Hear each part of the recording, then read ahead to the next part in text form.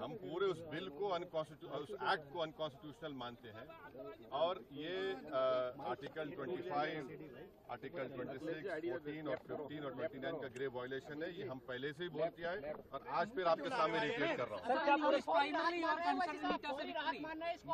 No. See, let us be very careful.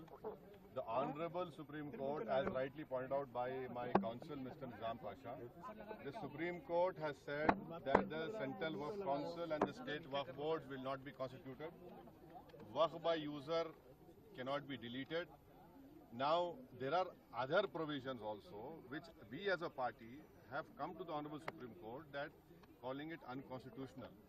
Now, whenever it will be heard, our counsel, Mr. Nizam Pasha, on behalf of me, will be arguing it.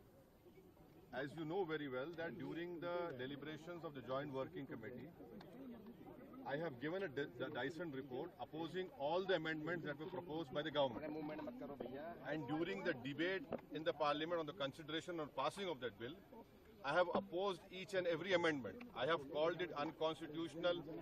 I still call this law as unconstitutional, as violating the fundamental rights of Article 14, 15, 25, 26 and 29. So our legal battle will continue to ensure that this act, against this act will continue. देखिए सवाल देखिए आपको पूरे उस कानून को समझने की जरूरत है।